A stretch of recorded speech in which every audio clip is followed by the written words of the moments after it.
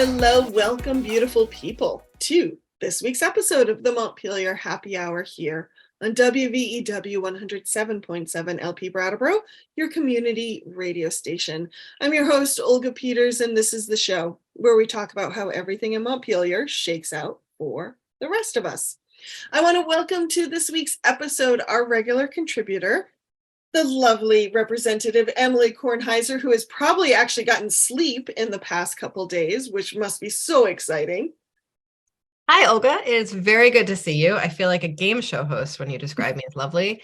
And the legislature wrapped up just 48 hours ago, and I am a little confused about what reality is, but very, very happy to be here. I know it must be weird outside the Montpelier bubble. It is a little weird. There's a lot of flowers and birds. It's amazing. Well, that's exciting. Well, I also have to welcome to the show Kevin Chu from the Vermont Futures Project. He is the executive director and very excited to be talking about data and the economy.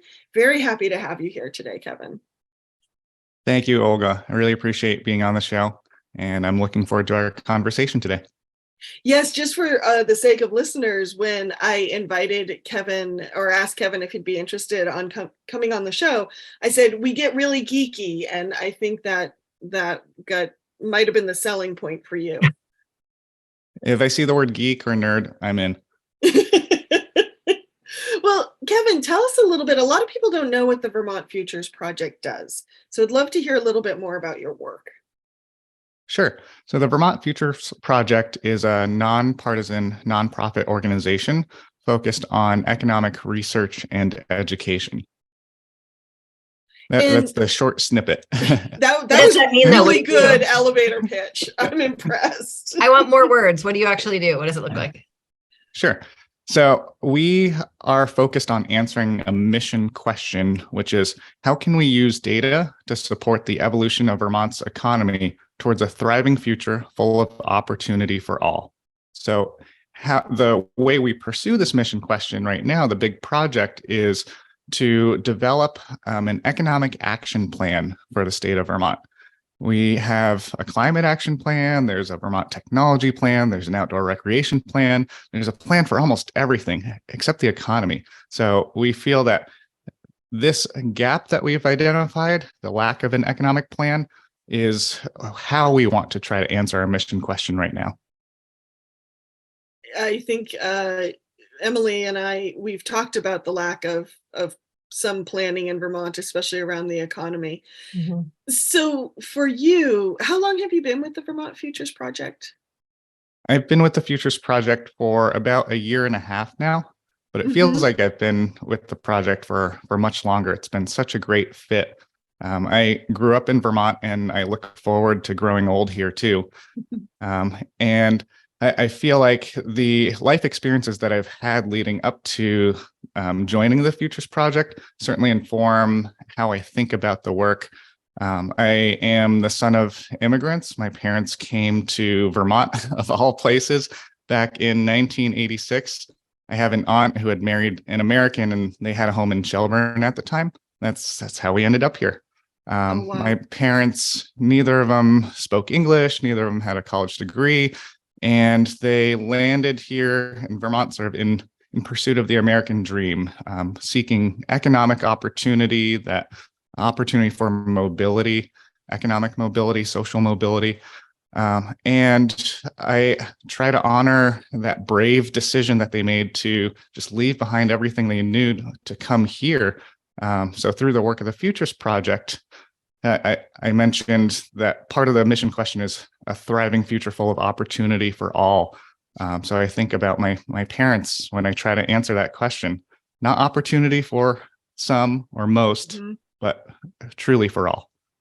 That is Thank you. Such an interesting perspective to come into this work with, because I feel like, or I've seen a lot of folks that I know who have moved to Vermont from other places in the US, they are not moving to Vermont in search of economic opportunity. They're coming to Vermont in search of something else, and they're sort of willing to give up economic opportunity in order to live in Vermont.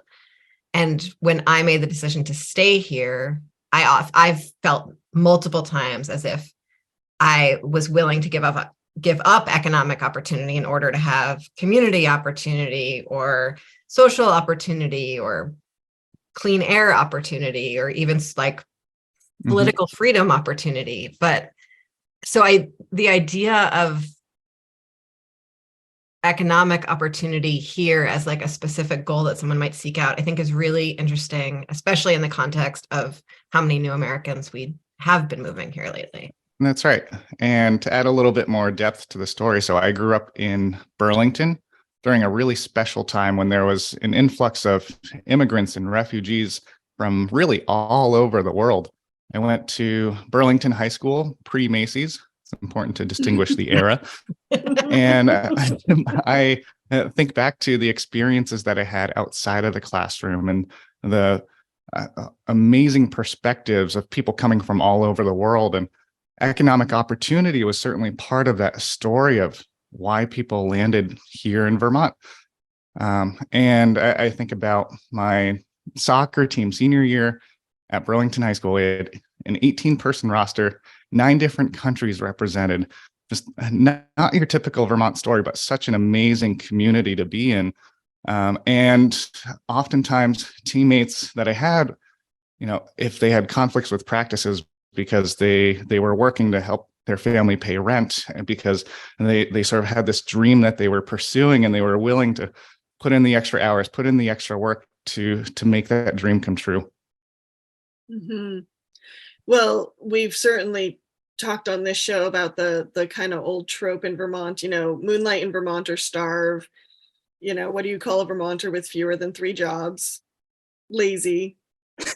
We've heard all those stories, but they're not really stories that we want people to keep living with. No, and I think we've talked a lot about there's sort of the trope of the affordability gap, but really most of it is a wage gap Yes. compared to other states in the area. And I do think that in the context of sort of the political story or the legislative story, I think we often can't release ourselves from that real Vermonters have 3 jobs story in order to say we actually deserve better and can create something better for folks. Mm-hmm. So yeah, back to that.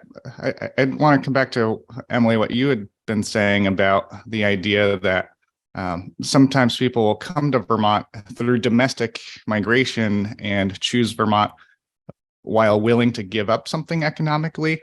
And I think that's also an important part of the work that we do with the Vermont Futures Project is try to dispel the zero-sum myth, as if you can only choose the environment or the economy or equity, when really a thriving future for Vermont includes all of those things.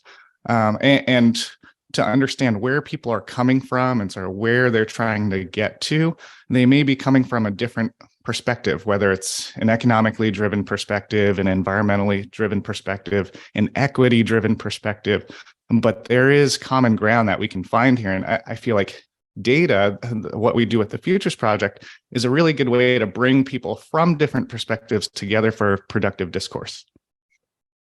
And do you find that when people have data in front of them that might upset the narratives or that there's telling, do you find that enables people to actually shift their story? I find that it's I find it's a helpful first step to asking better questions. Okay. Data isn't always about providing the answers. Mm-hmm. It's about asking better questions. So that's where I find it to be most useful. Mm-hmm. So based on the data that you've seen so far, what do folks in Vermont need to know about how their economy functions? Are there certain big blocks of economic movement that are really kind of underscoring things? Does most of the US operate one way, but we're operating another way? What are some of those things that define the Vermont economy? Mm-hmm. This will likely not come as a surprise at all, but the 2 major items that really stand out in the data through the work that I do with the Futures Project If I could distill what Vermont's future depends on down to two things, it'd be people and places, right? And on the people side, we have to look at the demographic transition that's already underway, Vermont being the second oldest state in the country. And on the places side, big topic, Emily, you probably know this quite well, housing. Mhm. And while, we do have an outdoor recreation plan and a climate plan, and you're working on an economic plan, we don't have a housing plan, absurdly enough. Mm-mm. And I feel like that can be part of an economic plan. Really, the people and places framework, we're talking about the supply side of what makes an economy work here in Vermont. Mm-hmm. Agreed. Mhm. Yeah. So have you explored, Olga, do you have a next question that you want to No, please. follow up? Okay. Yep. I imagine you've looked at sort of migration trends. And I'm curious what you've seen in terms of sort of I know that we have seen more growth in our population than we had seen in a while. I'm curious sort of who is moving here and what kind of wealth they might be bringing or not bringing in the last few years. Sure. Yeah. In terms of domestic in-migration, there was certainly a spike at the beginning of the pandemic. And if we compare the data from the 2010 census to the 2020 census, Vermont grew by about 17,000 people over that decade, which may sound or feel like a lot here in Vermont, but in the grand scheme of things, 17,000 really isn't that many people. And then we saw continued growth in the early parts of the pandemic in 2021. So Vermont's population is estimated to be at about 645,000 right now. The latest American Community Survey population estimates from the Census Bureau actually show that Vermont only grew by about 92 people the last year, compared to about 4,500 the previous year. So the idea that we're continuing on this crazy growth on a linear trajectory is just false. I think we're seeing some sort of return to normal. Some of it may be the easing of the pandemic. Some of it also may be reaching capacity limits in the housing market. That's also putting downward pressure on population growth. To answer the second part of your question, I think we can, from the housing market data, infer that many of the folks who moved here recently are of higher wealth, higher means, who have been able to outcompete in a tight housing market.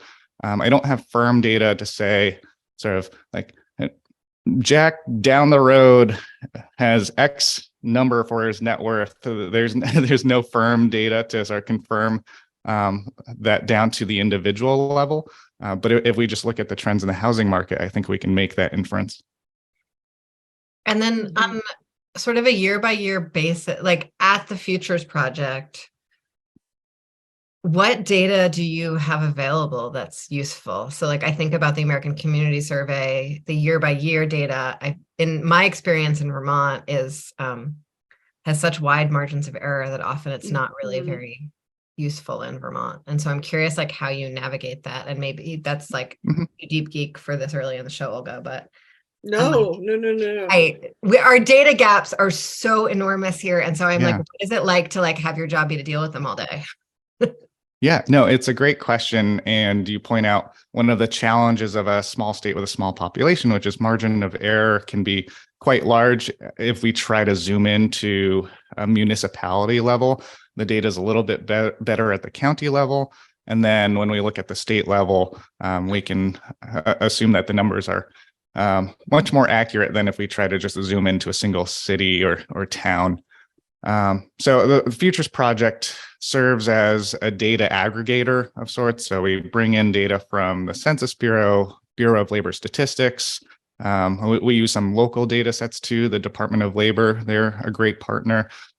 So what we try to do in this aggregation is bring together clusters of data that tell a story. So what I mean by that is, we could pick any data point and in some ways, it almost feels like a fun fact. Like Vermont's average commute time is about 26 minutes. Okay, but without context, what does that mean? Let's talk about that in the context of housing or climate change and transportation and emissions. And now all of a sudden that data point helps to tell a story, or it's part of a story. So that's the value add of the Futures Project. It's not just here's a number, but here's what it means in context, and let's have meaningful conversations about it. Back to that point earlier about dispelling the zero-sum myth and using data to bring people together for productive discourse. I'm not trying to provide an answer by saying the average commute time is 26 minutes. It's what do we want to do about that? Are we okay with that? I found on your website, going through and found some information on like GDP in Vermont compared to the US, and being what looked to me pretty significantly below the US. I also found a data point, and I don't know enough about taxes to know if this is a good, bad, or neutral, but looking at sort of the revenue streams that we're working off of and how much of it comes from personal income rather than, say, industry or something like that. What does that tell us? Is that, like I said, good, bad, neutral? Which one do you want to talk about first? Oh, let's So you talk mentioned about the GDP part, and then yeah, let's start with GDP. And yeah. Yeah, I think if you look in absolute numbers, Vermont's going to be at the bottom of many lists just because of our small population. So those types of numbers, I feel like looking at it through a per capita lens is often more helpful. And I try to do that with most data that I look at is to think through a per capita lens, or also sometimes to translate into percentages or comparisons with regional peers. So that's just sort of a nerdy data tidbit of data literacy is let's look at numbers in several different ways. In terms of tax, well, I have a question about that. So yes, regional peers, that is always the most, I found that to be incredibly challenging topic in the context of where we are. Like our regional peer is New York. It's absurd to compare ourselves to New York, right? And then, Massachusetts, like it's all, sometimes I'm like, maybe we should compare ourselves to West Virginia. Do they count as a regional peer? Like, what does it even mean to compare ourselves regionally? Yeah, I think New Hampshire and Maine are probably the best two states to compare ourselves to. And certainly demographically, Maine is pretty close to where Vermont is. If you look at age distribution, race and ethnicity. Absolutely. But New Hampshire, they they're basically a Boston suburb for part of the state. The southern part of the state is heavily influenced by the Boston metro area economy. Yeah. Okay. Sorry to interrupt. Go on. The second question, Olga, that you asked about tax revenue, I think the important thing to look at there is how has that changed over time? Do we have the sustainable tax revenue to support all of the goals that we may set as a state? What are the programs and initiatives that we want to fund? How does the spending help us live out our values here in Vermont? And can we sustain that as we move forward into the future as well? So I think, each state sort of gets to put together its own puzzle in terms of the mix in generating those revenues, whether it's reliant more on personal income tax or corporate taxes or property taxes. Talking about regional peers, New Hampshire has a very different approach than Vermont. But at the end of the day, both states still have bills to pay. Where we may have a little bit more control on a sort of year-to-year basis is on what should those bills be. But then when we look at the supply side, this is why I say that people is part of that framework for Vermont's economic future, is we can anticipate changes to how tax revenues can or can't be raised as the population changes as well. Well, thank you for that. One reason I ask is it always seems to me when I'm out and about wearing my reporter hat, the stories about the economy I hear the most are, and maybe more in the second half, we should talk about what are the stories you hear the most, Hmm. is, our taxes are high, and for many people, they feel punitively high. And we have a high cost of living. Um, I would dispute that and say, like Emily said, we have some wage issues. But I don't know I think it's how. both. Yeah, I'd love to hear more about that. Well, when we think about the affordability equation, right, the cost of living and wages have to be considered together. Right. I could Okay. take the same amount of money that I have. I went on a trip to Vietnam with some friends about 6 years ago, and the amount of money that I had went a lot farther in that context. So I didn't change anything in terms of the supply that I was bringing to the table, but what I was able to buy for it was drastically different. So when we talk about affordability, we have to consider both cost of living and wages. It's not just one or the other. Thank Yes. you. And when I think about ourselves sort of in the context of our regional peers and the fact that we are just like a tiny state in a country that controls, the larger country controls the economy more than we can control it inside the state. Yes. And so like the price of goods is something we have very little control over here in Vermont, I think, compared to the control that we have over the wages here. And so and in the data I've seen, it looks like our wages are sort of below regional levels, but our cost of goods is fairly comparable. Mm-hmm. But Yeah, if we look at median wages, Vermont is, I would call Vermont behind in that regard. If we just look at a single number, median. But if we break it out by different wage brackets, there's another interesting story to tell, which is Vermont does pretty well in terms of pay equity, which is the range between lowest and highest is much smaller than other states. So we pay comparably higher wages to folks in the labor force who may have fewer qualifications or educational attainment. So folks with a high school degree or an associate's or a certificate often earn higher wages in Vermont compared to the national average, whereas it's our folks with a bachelor's degree or higher who are often earning lower than the national average. But if we break that out, then I think it is interesting and often not talked about that there is a bit of pay equity in Vermont, which you may not find elsewhere.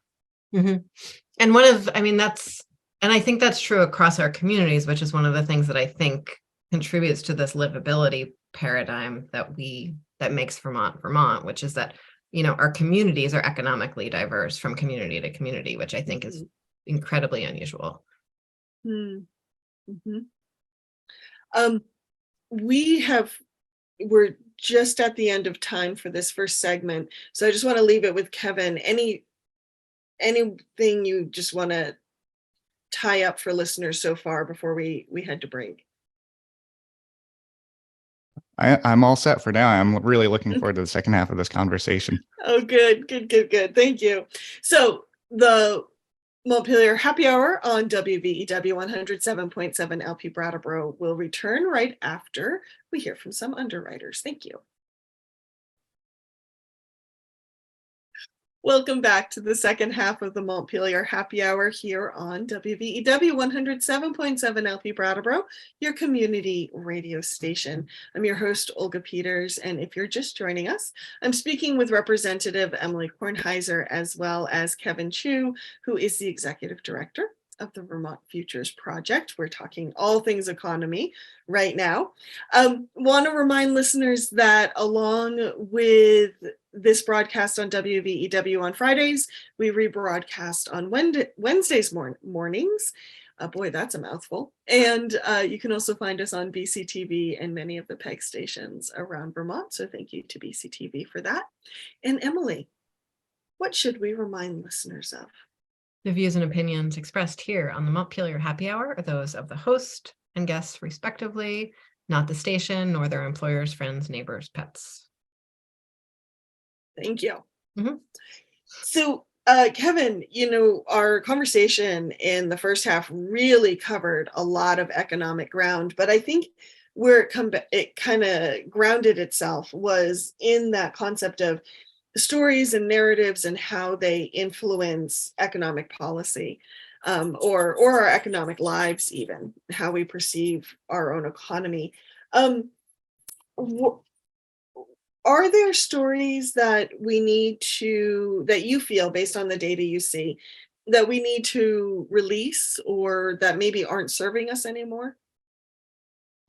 Yeah, one that really stands out to me is around the abundance or a lack of opportunities. And I think that has shifted over time. If we look at the ratio of job openings to job seekers, about a decade ago, there were about 2 job seekers for every 1 job. And Mm, certainly in some of my circles, I have many friends who left Vermont in pursuit of economic opportunity to find a job, perhaps in a place like Boston or New York City. But where we are today, there's about 2 jobs for every 1 job seeker. So the ratio has inverted. And I think it's an important narrative to share with our young Vermonters in particular, that there may be opportunities here in Vermont who haven't even considered. When we look at the balance of our workforce, labor force participation, and anticipated trends based on demographic transitions, retention of young talent is certainly an important part of what we need to do to make Vermont successful moving forward. So dispelling that idea that you have to leave Vermont to find a job or a high-paying job, we really need to do a better job highlighting what's available here. thank you. So Yeah. what is available here? So I read the statistics. I've certainly been part of so many conversations about workforce shortages and doing something about our workforce shortage and all the opportunities. And then I go looking for a job, and the two seem to not connect. So where are those opportunities? What are they? Yeah, I think that we could pull up the Vermont Department of Labor website. They have a jobs listing board. We can call up employers around the state. There are, in my mind, what I think you touched on there, Emily, might not necessarily be the availability of jobs versus the job seekers, but there's a connection point in between, which is how do the job seekers find the available jobs? And this is a space where technology has certainly changed that dynamic over the last decade, 2 decades. It's no longer you walk into an office building with a paper resume and you hand it to someone because you saw a listing in the local newspaper. That may still happen. But I think that, if I were to look up job listing websites, even on just page 1 of Google, I'd see a ton of different options. So in some ways, what I'm getting at is, are we equipping people in our communities to find the available jobs as best as possible, or can we do a little bit more in terms of that piece of telling the stories and being able to get the right information to the right people at the right time? Hmm. So from a data perspective, if we just look at the unemployment numbers and then the job opening numbers, then we see why aren't we filling those jobs, and how come we can't get more people? The conversion piece, I think, is what's missing, right? Mhm. And that may And be a communication issue more than an availability issue. have has your organization, Kevin, done any work around that conversion you're talking about, looking at skill sets and seeing what skills people have? I mean, maybe the skills don't fit the jobs. Like, where have you seen any clear disconnects between open jobs and job seekers? Yes, to an extent. So I don't know the personal qualifications of all the job seekers in Vermont. Sorry, I'm not that Come good. on. But what we can do, looking at macro level trends across Vermont, is that about 30% of the jobs in Vermont require a bachelor's degree or higher. That's also an important part of the economic story that we need to tell as well. So when people ask, like, why can't we just retain all of the college graduates? Well, maybe that it's because the opportunities that they're seeking actually are not here. And if you compare Vermont's numbers to a place like Boston or DC, those metro markets, about 42% of the jobs in those markets require a bachelor's or higher.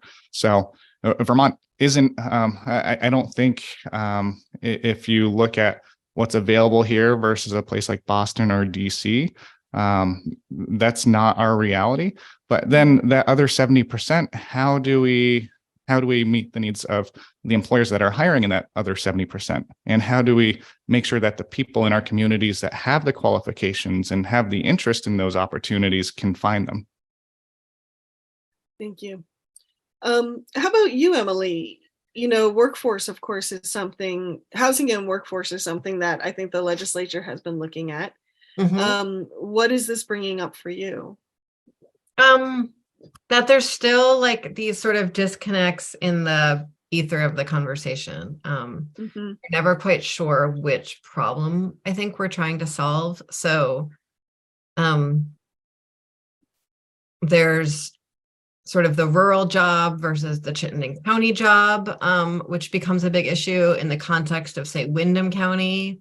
Are we thinking in terms of sort of like the whole labor shed that includes New Hampshire and Massachusetts? How does education connect with this in the context of sort of like, UVM's incredibly expensive. I'm feeling ultra sensitive about that right now, but UVM's incredibly expensive. And how does that line up with sort of those bachelor's level jobs that are being offered? What is the state? And then I think we also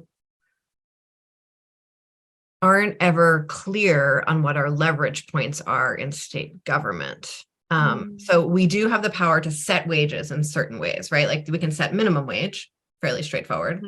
There's lots of knock-on effects of that, but that's like a policy tool we are familiar with. We also set wages in terms of the contracts that we use. And, Vermont has a huge number of jobs, like a huge proportion of our jobs are connected to state dollars in one way or another, whether that is through like grants and contracts or through direct employees of the state. I don't think we think about that leverage as explicitly as we could in terms of quality jobs, in terms of recruiting jobs.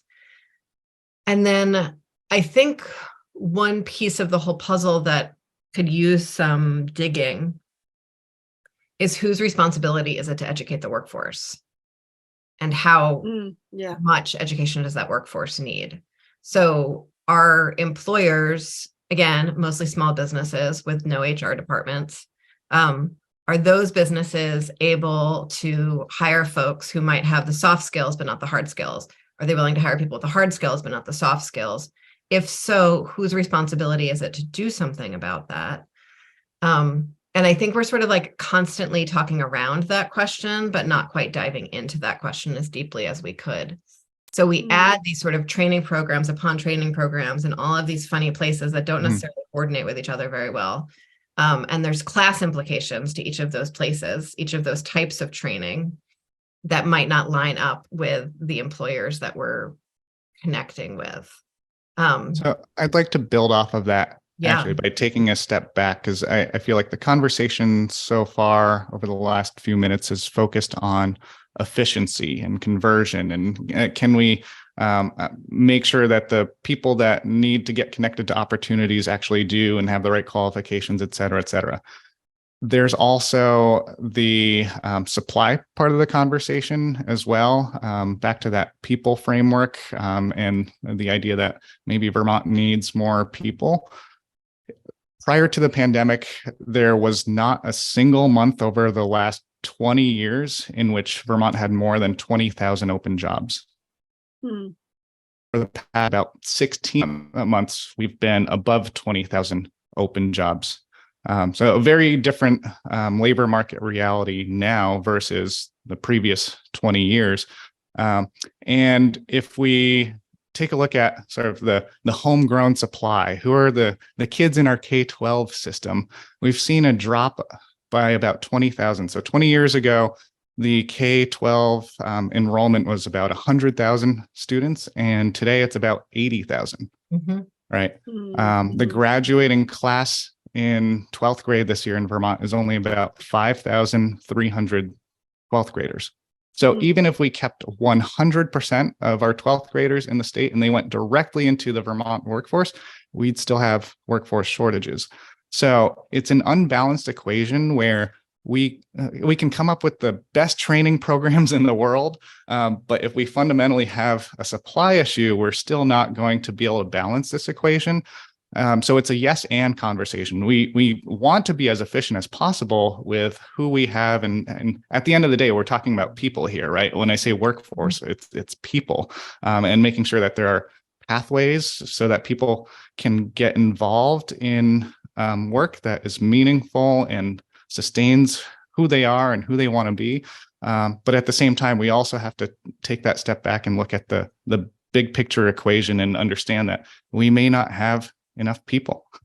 Well, so that's another question I have, is when we have these conversations about not enough people and then we go searching for people, maybe it's a question of how can we support Vermont businesses to be shifting their business models to both account for sort of, I've talked to a lot of Vermont businesses about a need to shift to a less stable supply chain, and what that looks like, but also to shift to a more flexible labor market, right? To think about sort of more part-time employees or less people doing the work. And like, what does that actually even look like? And is there a way to do that so that people's wages could go up in the, in the middle of it? Like someone works 30 hours a week and makes as much as they did when, in a full-time job. Like, is that a possibility? Would that bring more people in? Would that make the labor force and the needs match up better? I don't know. Yeah, that was one thing. There was a lot of talk in the news cycle about a study that was done in the UK where a lot of places went to 3 or 4 days a week. But what was key to that is people did not take a cut in pay. They were still getting the benefits and the salary of the full-time job. And I don't know if that's great for the people who are doing the work. I don't know if that actually, if there's a system where that could actually equate to the kind of profits that businesses or the kind of production that a business would need in order to sustain that. Yeah, productivity is a big part of that equation and making it work. And I can't answer on behalf of the businesses here in Vermont. But I think that, fundamentally with the impacts of COVID, the work relationship to work has shifted with the rise of things like remote work and the flexible arrangements that we saw were possible in the past couple of years. I think it's something that a lot of Vermont businesses are thinking about and considering how can they position themselves to be competitive in this evolving economy moving forward. There isn't that intrinsic link between the place of residence and the location of work that was so strong just 5-10 years ago. That means there's opportunity, but it also means that there's some challenges, right? We could hire talent that's living on the West Coast, but it also means that companies all over the country can hire talent on the West Coast. So even though the pool has grown, the number of people that are trying to compete for the top talent in that broader labor pool enabled by technological shifts, it's a very competitive field as well. And there are many jobs in the Vermont economy that still need to be in person, right? Our teachers in our schools, our nurses in the healthcare system. And I don't think we would be able to pitch the idea that we move to a 3-day school week, or that we only provide care in the hospital 3 or 4 days a week. So No, it's, or that again, restaurants are yes, only and open 3 days a week, right? Like yeah. we have this heavily tourism dependent economy, which is almost all in-person labor, right? Mm-hmm. So there, yes, the experiment in the UK that may have worked for a subset of companies doing very specific tasks may have worked well for them, but I don't think we can extrapolate and say that we can copy that model here in Vermont. We have to adapt what we've learned from other areas to a Vermont context. Mm-hmm. You've touched on housing a couple times, Kevin, and I think I saw on your website that the Vermont Futures Project would be releasing some recommendations around housing at some point. Is that still a plan, or is that forthcoming still? So the work of VHFA and setting a target for Vermont, the Futures Project is a strong supporter of our partners at VHFA. And again, back to that framework of people and places, right? When we talk about houses, it's because there's a need from people that are already here in our communities for more options for a place to call home. I think I saw that Vermont has the second highest homeless population in the country. So how do we meet their needs? We also, again, back to that aging population data point, we know that it's difficult for people to move out of a home that may be too large for their current needs because there's nothing to move into. One of the data points that has really stood out to me when looking at housing and households is that household size has decreased over time. And that in itself puts pressure on a housing market, even when population and housing stock stays the same. Mm-hmm. So for example, if you had a family of 4, 20 years ago, they purchased a home that was the right size for 2 adults and 2 kids. Now, 20 years later, those kids are grown up, they've moved out. So you have 2 occupants in a home that is too large for their current needs. And then if we want to make it possible for those kids to stay in our communities and find a future here, they also need a place to live. Right. So that decreasing household size has had an impact. And if the housing stock hasn't responded to household size changes, then of course we're going to see pressures. And it was really, we did all of this housing zoning reform this year in the legislature, S100, which we've talked about on a previous show. Mm-hmm. But it was really remarkable to see the pushback on even just the move from single family homes to permitting duplexes. Which visually is identical. I mean, and maybe some people like when they imagine a duplex, they imagine like a very specific type of architecture, but a duplex can be anything. Mm-hmm. And it was really like, it was a very extraordinary, like even that single shift in how we think about housing and how we think about capacity for housing was really like a tough sell for a lot of people. Yeah. And I think this comes back to narratives, right? Yeah. What do we value and accept as representing I'm going to use what I consider a swear word, even though Olga told me not to use swear words, the character, the C word, the character of our communities. Like, who gets to define what that is? When I hear conservation and preservation, I always ask, of what and for whom? And this is coming from someone, I was an environmental studies major at Middlebury, by the way, so I have the environmental perspective. I feel like when we talk about the physical aesthetic of our communities, it's being narrowly defined in a very exclusive way.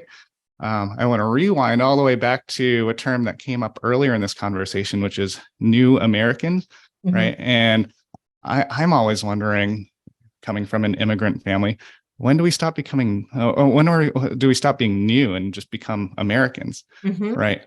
So I think that there are narratives of exclusivity, whether intentional or unintentional, that are just as big of a barrier to the growth and development of our communities as any policy that we talk about. Agreed. Mhm. And I think Vermont values is another. I actually thought you were going to say Vermont values when you were adding that Yeah, preface about yeah. not swearing. I think that's another one of them that always, it's just like, and people use it not realizing, or at least I see people regularly using it, not realizing just like how intensely excluding that frame is for so many people. Mhm. Yeah. Yeah, even the use What of term other than go what ahead. term do you prefer to New Americans? American. American. Okay.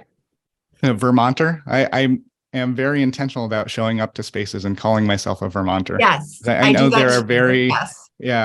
there's a wide spectrum of definitions of who gets to call themselves a Vermonter.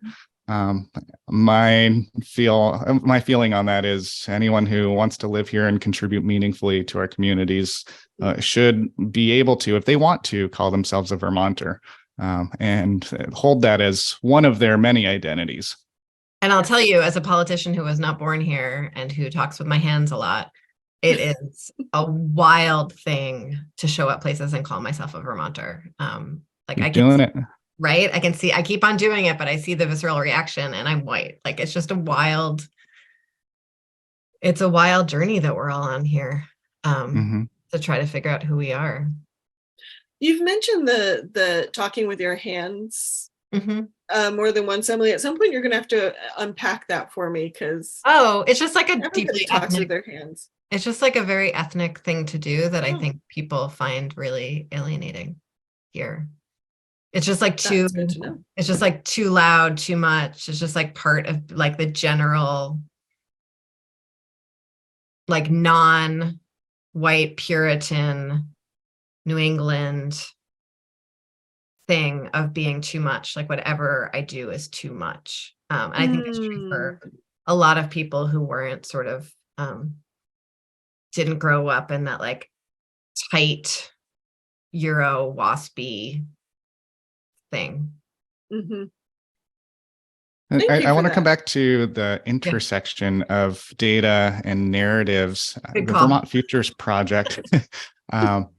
We put a question in the Vermonter poll last year asking, are you supportive of growing Vermont's population size to strengthen its workforce? The Vermonter poll is a survey run out of UVM, and it's a representative sample of Vermonters that respond. So what I found interesting was that idea of growing Vermont's population size. 49% of Vermonters said yes, they're supportive. 38% said no, and 13% were unsure.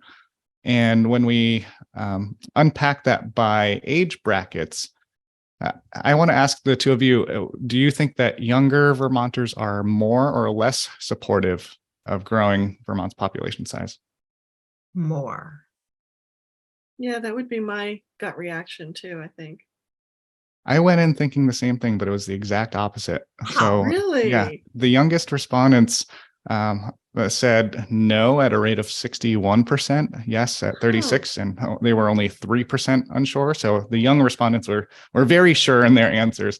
And on the other end of the spectrum, the 75 plus respondents, so they said yes at a rate of 59%, no at a rate of 21%, and 20% were unsure. I'm curious what would happen. So I feel very clear personally that I'm supportive of growing Vermont's population. When I add that second half of your sentence, that second clause, all of a sudden I'm not sure. Because it's just sort of like the idea of equating humans with workforce as like a one-to-one. I always overthink survey questions. I'm like, just a survey statement, right? But I would pause to answer that question. Because I would, like people aren't profit, and like I would get sort of lost in your framing. And so I don't know if some of it, probably most survey takers aren't as obsessive about their questions as I am, but I wonder if that's sort of part of what was happening there. I don't know. Yeah, I just find it very interesting, though, that most Vermonters, if we take a look at those breakdowns, 49% yes, 38% no, 13% unsure. There are more people that say yes than no. And is that a story that we're telling in our communities? I certainly hear the no voice quite loudly, Mhm. quite often. I think it's easier to say no. There are mechanisms in place that make it easier to say no than it is to say yes. And how does all this sort of relate back to some of the economic realities that we're seeing? Perhaps that young Vermonters are saying no at a higher rate because when they hear population growth, they may see that as competition in a tight housing market. Older That's what I was Vermonters are more wondering. likely to own their home and be insulated from those pressures, whereas younger Vermonters, they're like, oh no, my rent's going to go up, or I want to buy a home, but I can't because more people will be here. And we need to bring it back to that framework of both people and places together. Mhm. Thank you. On that note, we are out of time on the Montpelier Happy Hour. But I want to thank Kevin Chu from the Vermont Futures Project for joining us today. It's been a really great conversation. Kevin, quickly, anything you want to leave listeners with before we head out? If you're interested in the work of the Vermont Futures Project, you can check out our website at vtfuturesproject.org. If you want to get in touch with me, it's just KCHU at vtfuturesproject.org. We're working to answer our mission question by putting together an economic action plan. And I've always approached the work by saying I'm not smart enough to write a plan on my own, nor am I stupid enough to try. So if you'd like to contribute, whether it's content as a donor supporter of the Futures Project, I'd love to hear from you. Thank you. Emily, if folks want to get in contact with you, how can they do that? Folks can go to emilykornheiser.org and you'll get links to all my social media, my email address, phone number, all the things, and should be putting out an end of session report any day now once I catch up with myself. Wonderful. And as always, the Montpelier Happy Hour is on WVEW 107.7 LP Brattleboro, your community radio station. And we will see you next week. Take care, everyone.